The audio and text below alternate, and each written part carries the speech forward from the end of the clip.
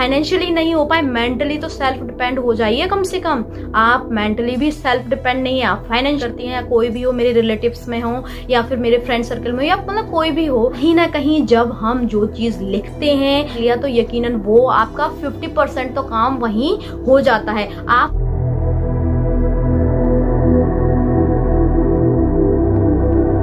नमस्कार दोस्तों, मेरे YouTube चैनल में आपका स्वागत है। कैसे हैं आप? आई होप आप सब लोग बहुत अच्छे होंगे, और अगर अच्छे नहीं भी हैं तो इस चैनल को वॉच करते जाइए, धीरे धीरे अच्छे भी हो जाएंगे। दोस्तों यकीनन आज मैं आपको ना वो चीज शेयर करने जा रही हूँ आपके साथ कि आपको खुद को लगेगा कि वाकई में लॉ ऑफ अट्रैक्शन काम करता है। क्योंकि देखिए मेरी लाइफ में लॉ ऑफ अट्रैक्शन ना जब से मैं नहीं जानती थी ना तब से काम कर रहा है। अब मैं जानने लगी हूँ ना तो अब मुझको रियलाइज होने लगी हैं वो सारी चीजें कि वाकई में ये लॉ तो मेरी लाइफ में शुरू से ही काम कर रहा है। आज मैं आपके साथ अपना एक एक्सपीरियंस शेयर कर रही हूँ कि कहीं ना कहीं आपको भी लगेगा कि वाकई में ये चीजें काम करती हैं। क्या होता है, जब मैं अपने स्ट्रगलिंग पीरियड में थी ना तो मुझे ये लगता था कि मेरे पास एक गाड़ी होनी चाहिए। मुझे कहीं ना कहीं पता है, सबको जब मैं स्कूटी चलाते हुए देखती थी ना तो मुझे बहुत ही ज्यादा ये लगता था यार मेरे को भी ऐसी स्कूटी चलाना है, मजा आता है, बहुत अच्छा लगता है गाड़ी चलाते हुए। देखिए कई लोग होते हैं कि जिन लोगों को गाड़ी पर बैठना पसंद होता है उनको ये लगता है कि अरे यार मुझे नहीं चलाना, मुझे हेडेक नहीं लेना है अननेसेसरी का, मुझे नहीं चलाना, मैं तो आराम से बैठ के जाना पसंद करती हूँ। लेकिन मैं सीरियसली बता रही हूँ, मुझे ना हमेशा से ही ये लगता था, जब मैं इवन शायद 9th 10th के समथिंग रही होंगी, 11th, जब मैं लड़कियों को ना गाड़ी चलाते हुए देखती थी ना तो मुझे बहुत ही ज्यादा लगता था कि मैं भी गाड़ी चलाना है, मुझे भी गाड़ी चाहिए। लेकिन कहीं ना कहीं उस समय ऐसी परिस्थितियां नहीं थी कि मैं मतलब गाड़ी अफोर्ड कर सकती हूँ या मेरे पेरेंट्स गाड़ी अफोर्ड कर सकते हैं, तो मेरे पास उस समय गाड़ी नहीं मिल पाई। लेकिन वो चाहत जो थी ना वो धीरे धीरे समय के साथ और बढ़ती गई। उसके बाद 12th के बाद जैसे ही मैंने खुद से थोड़ी सी अर्निंग करना शुरू कर दी, ये तो कहते हैं ना एक बर्निंग डिजायर टाइप से वो सब होने लगा। मुझे लगा नहीं और अब तो मैं खुद से पैसे कमाने लगी थोड़े से, तो मैं थोड़ी थोड़ी सेविंग करते हुए अपनी गाड़ी खरीद लूंगी।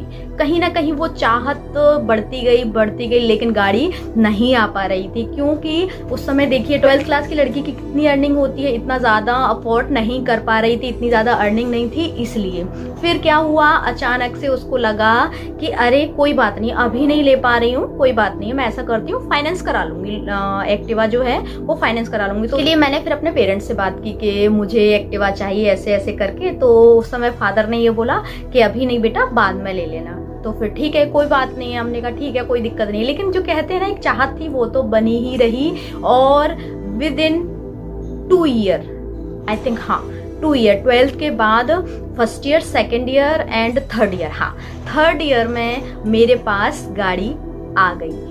मेरी ना जो चाहत थी ना वो पूरी हो गई। कहीं ना कहीं अगर वह बर्निंग डिजायर मेरे अंदर नहीं होता तो शायद उस समय भी जब गाड़ी आई थी ना तो उस समय भी ऐसी परिस्थितियां नहीं थी कि उसको मैं अफोर्ड कर सकती हूँ या फिर मेरे पेरेंट्स अफोर्ड कर सकते हैं। लेकिन फिर भी वो गाड़ी आ गई, और फुल मतलब ऐसा भी नहीं फाइनेंस कराई हो, फुल कैश के साथ। तो मतलब लगता है ना कभी किसी भी चीज को जब अपने पास आ जाती है ना, वो चीज मिल जाती है ना, तब उसका एहसास होता है कि ये तो मेरे साथ कितने सालों से ये चाहत चल रही थी, कितने सालों से मेरे पास ये बर्निंग डिजायर था कि मुझे गाड़ी चाहिए। मतलब यकीनन जो उस समय मैं लिखती थी, जो उस समय मैं सोचती थी, मेरे पास डायरी ना हमेशा से रही हुई है। मैं आपको किसी दिन अपनी डायरी का कलेक्शन जरूर आपके साथ शेयर करूंगी।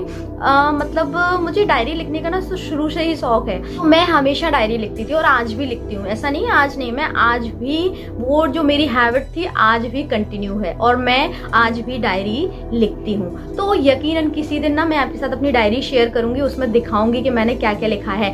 कुछ टारगेट्स मेरे पूरे हो चुके हैं, कुछ टारगेट्स मेरे धीरे धीरे पूरे हो रहे हैं, और कहीं ना कहीं जो मैंने लिखा, जो मैंने सोचा वो मुझे मिला। क्योंकि कहीं ना कहीं मेरी जो बर्निंग डिजायर थी ना, जो बर्निंग डिजायर की जो वाइब्रेशन थी, फ्रिक्वेंसी थी, वो ब्रह्मांड से मैच हुई और वो चीज मुझे मिल गई। और अब देखिए गाड़ी तो आ गई थी लेकिन चलाना तो आती नहीं थी, क्योंकि कहीं ना कहीं ये लगता था ना कि अरे यार चलाना तो सीख लें पहले, उसके बाद ही तो गाड़ी चलाएंगे। तो यकीनन उस समय ना एक लड़की थी जिसने मुझे गाड़ी सिखाई। तो यकीनन मैंने ना 1 से 2 दिन में क्योंकि ना देखिए चाहत होती है ना जिस चीज की, वो काम हम बहुत जल्दी पूरा कर लेते हैं, एकदम बर्निंग डिजायर टाइप की।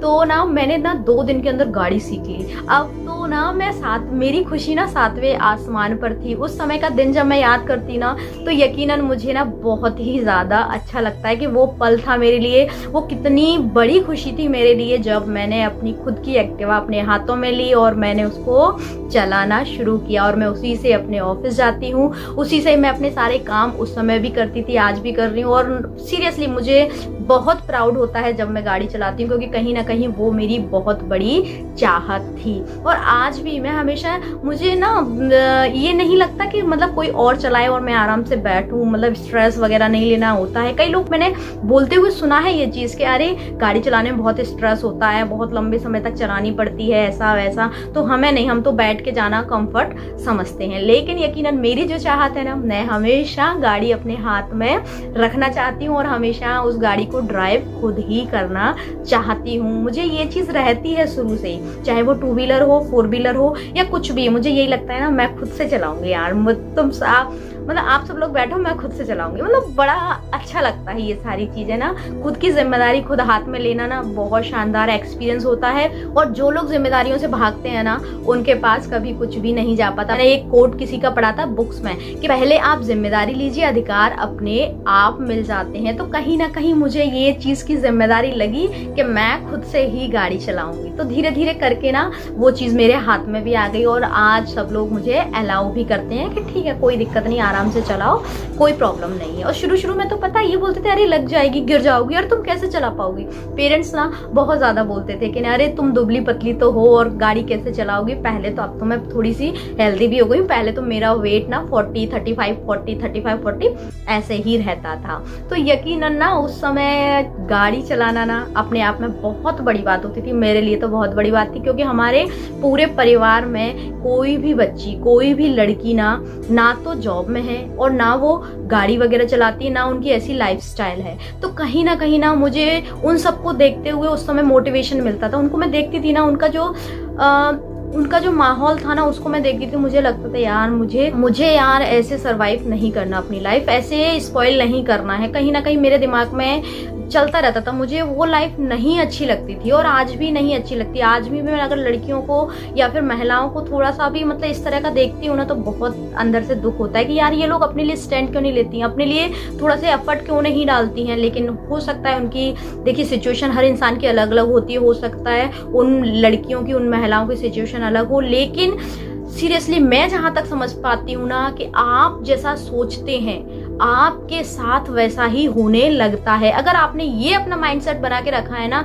कि अरे अब मैं क्या कर सकती हूँ, तो आप सीरियसली कुछ नहीं कर सकते हैं। अगर आपका माइंडसेट इस तरह का है कि नहीं मैं कर सकती हूँ, मैं अपने लिए तो एटलीस्ट कुछ कर ही सकती हूँ, तो आप कर सकती हैं। लेकिन आपको अपने आप को अंदर से मोटिवेट रखना पड़ेगा और अपने लिए स्टैंड लेने पड़ेंगे, क्योंकि जैसा हम सोचते हैं हम वैसे ही बन जाते हैं। अगर आप अपने लिए ही नेगेटिविटी रखेंगे, आप अपने लिए ही ये सोचेंगे कि अरे मैं क्या कर सकती हूँ, मुझे तो कुछ नहीं आता है, अरे मेरा तो बस लाइफ ऐसे ही निकल जाएगी। और अगर आप भी उस तरह की महिला या लड़की हैं कि बस आप पूरे समय दूसरों में ही लगे रहते हैं, अपने लिए कुछ भी नहीं सोचते हैं या फिर सजने संवरने में ही पूरा टाइम स्पेंड कर देते हैं, तो मैं सीरियसली आपको बता रही हूँ, देखिए मुझे इस चीज से कोई प्रॉब्लम नहीं है। देखो अपना अपना पसंद होती है, अपना अपना नेचर होता है। आप खुद आराम से खूब तैयार होइए, सजिए संवरिए, सब कुछ करिए, लेकिन पहले खुद के लिए थोड़ा सा तो इतना तो कर लीजिए यार कि ना दूसरों के मोहताज नहीं रहना पड़े आपको। सेल्फ डिपेंड तो हो जाइए, एटलीस्ट फाइनेंशियली नहीं हो पाए, मेंटली तो सेल्फ डिपेंड हो जाइए कम से कम। आप मेंटली भी सेल्फ डिपेंड नहीं है, आप फाइनेंशियली भी सेल्फ डिपेंड नहीं है, तो आपकी पूरी लाइफ की चाबी ना दूसरे के कंट्रोल में हमेशा रहेगी। आप अपनी मर्जी से ना कुछ भी नहीं कर पाएंगी। तो मैं हमेशा अपने से कम उम्र वाली लड़कियों को सीरियसली हमेशा यही सजेस्ट करती हूँ, और हमेशा जब भी वो मिलती है, मुझसे बात करती हैं, या कोई भी हो, मेरे रिलेटिव्स में हो या फिर मेरे फ्रेंड सर्कल में, या मतलब कोई भी हो, तो मैं हमेशा उसको यही बोलती हूँ कि यार बेटा सबसे पहले आप ना सेल्फ डिपेंड हो जाओ, सबसे पहले अपने लिए कुछ सोच लो, पहले अपने लिए कुछ कर लो, अपने कैरियर में कुछ कर लो, उसके बाद पूरी जिंदगी पड़ी है आपके लिए सारी चीजें करने को। तो कहीं ना कहीं जब हम जो चीज लिखते हैं, सोचते हैं, वही सारी चीजें हमारी लाइफ में इम्पैक्ट डालती हैं। तो आपको ना हमेशा अपने लिए पॉजिटिव थिंकिंग रखनी है, अच्छा सोचना है और हमेशा लिखना है। देखिए, जब भी आपको जो चीज चाहिए ना, आप उसको लिख लीजिए, अपनी डायरी में मेंटेन कर लीजिए, यकीनन वो चीज आपको मिल जाएगी। आप ट्राई तो करिए। कोई भी काम होता है ना, वो सबसे पहले हमारे दिमाग में आता है, उसके बाद वो आता है पेपर पेन पे। आपने कोई भी चीज दिमाग में आई और उसको पेपर पे उतार लिया तो यकीनन वो आपका 50% तो काम वहीं हो जाता है। आप मुझे एक चीज बताइए, हम लोग क्या कहते हैं, हमें ये चाहिए, हमारे बहुत सारे गोल्स होते हैं, और जब हम पूछते हैं कि आपको एग्जैक्ट क्या चाहिए तो कई लोग अच्छा ऐसे करके रह जाते हैं। उनके पास पेपर पेन पे गोल लिखा हुआ नहीं होता है कि हमको लाइफ में ये चाहिए। ठीक है, आप कभी भी किसी से भी पूछ लीजिए, कोई भी व्यक्ति हो, वो ये बोल रहा हो ना कि अरे मुझे लाइफ में बहुत कुछ चाहिए, मुझे ये करना है, वो करना है, फलाना ठिकाना, तो उससे बोल दीजिए कि गोल लिखा हुआ कहाँ है, डायरी है? तो वो यकीनन 90% 80% लोग ना डायरी में अपने गोल नहीं लिखते हैं कि आपको क्या चाहिए। अगर आपने लिख लिया है तो यकीनन वो चीज आपको मिल जाएगी। आई होप आपको वीडियो पसंद आया होगा। हंसते रहिए, मुस्कुराते रहिए और दूसरों को मुस्कुराने की वजह देते रहिए। Thank you, thanks for watching.